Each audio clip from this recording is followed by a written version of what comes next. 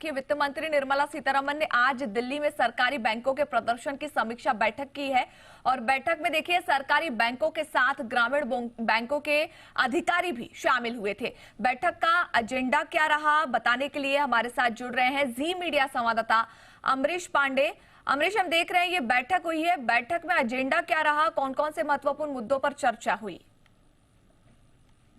देखिए, सालाना बैठक होती है, बजट के अक्सर बाद ये बैठक होती है जिसमें कि समीक्षा की जाती है कि पूरे साल में किस किस तरह से बैंकिंग सिस्टम को काम करना है या फिर सरकार की योजना है उसको आगे बढ़ाने के लिए इस बैंकिंग सिस्टम में किस तरह के परिवर्तन लाने की जरूरत है। जो सबसे बड़ी समस्या है एनपीए, इसके अलावा जो चिंता का विषय है साइबर सिक्योरिटी, इसको लेकर किस तरह से और तकनीकी अपग्रेडेशन की जरूरत है, इस बात को लेकर पूरी समीक्षा होती है। आज की जो बैठक थी वो वित्त मंत्री की अध्यक्षता में शुरू की गई थी। 2 हिस्सों में बैठक हुई है, जो कि सुबह 11 से 1 बजे तक एक बैठक का हिस्सा था। दूसरी बैठक का हिस्सा जो है वो 3 से 5 बजे तक, यानी कि बैठक अभी भी जारी है। अब से थोड़ी ही देर में बैठक खत्म हो सकती है। संभावना इस बात की जताई जा रही है कि प्रेस कॉन्फ्रेंस हो सकती है। चर्चा अभी तक जो हुई है उसके अनुसार सबसे बड़ा जो संतोष का विषय था वित्त मंत्री के अनुसार वो ये था कि बैंकों की जो वित्तीय हालत है उसमें सुधार हुआ है, संतोषजनक स्थिति है उसकी, तो इसलिए कोई चिंता का विषय नहीं है। जिस तरह से दुनिया में इकोनॉमी खराब हालत में चल रही है उसके मुकाबले भारत की इकोनॉमी बेहतर है और बैंकों की सेहत भी काफी बेहतर है।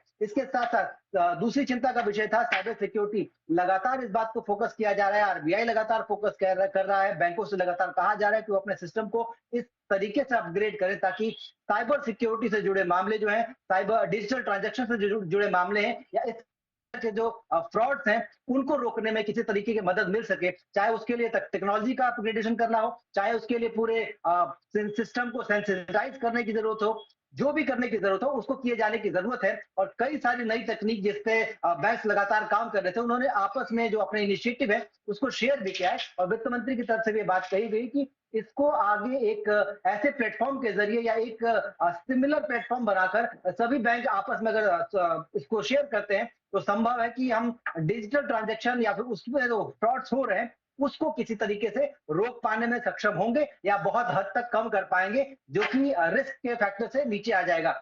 तीसरा सबसे अहम विषय था वो एनपीएस था। एनपीएस को लेकर लगातार फोकस किया जा रहा है कि इसकी संख्या कम से कम की जाए। इसको एनएआरसीएल को जो इसके लोन अकाउंट्स हैं या एनपीए के अकाउंट्स हैं वो जितनी जल्दी संभव हो बैंक अपना सिस्टम को अपग्रेड करके कैलकुलेट करके वो एनएआरसीएल को सौंपे ताकि एनपीए से छुटकारा मिल सके, उनकी जो बैलेंस शीट है वो बेहतर हो सके। इसके साथ साथ बैंकों से ये भी कहा गया कि जितनी भी सरकार की योजनाएं हैं, जिसमें कि 3 सबसे महत्वपूर्ण योजनाएं हैं, विश्वकर्मा योजना, पीएम आवास योजना और इस तरह की जो योजना है पीएम सूर्य घर योजना, जिसमें कि रिन्यूएबल एनर्जी पे फोकस किया जा रहा है, उसके लिए जो बैंक है उसके लिए अगर कोई आवेदन आता है तो ऐसे में बैंक उसके लिए अपने तरफ से एक स्टेप आगे बढ़ के उन लोगों की मदद भी करें जो इसके लिए अप्लाई करते हैं, उनको बेहतर तरीके से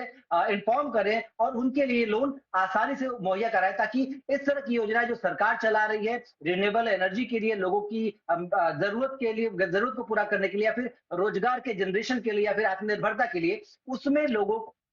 सहूलियत मिल सके, आराम मिल सके। तो ये कुल मिलाकर इस तरह की बातें हुई है पहली बैठक के पहले हिस्से में। अभी जो बैठक चल रही है उसमें भी लगातार तकनीकी अपग्रेडेशन की बात चल रही है और संभव है कि थोड़ी देर में जब बैठक खत्म होगी तो या तो कोई ब्रीफिंग होगी या फिर एक प्रेस रिलीज के जरिए ये बताया जाएगा किन किन विषयों पर चर्चा हुई है।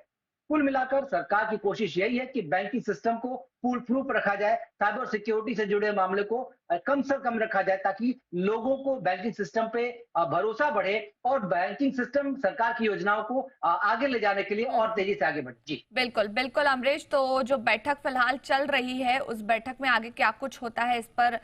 भी हम आगे आपसे अपडेट लेंगे। और इससे पहले जो बैठक हुई उसमें कौन कौन से महत्वपूर्ण मुद्दों पर चर्चा हुई उसकी जानकारी भी आपने हमें दी। शुक्रिया इस पूरी डिटेल्स के लिए।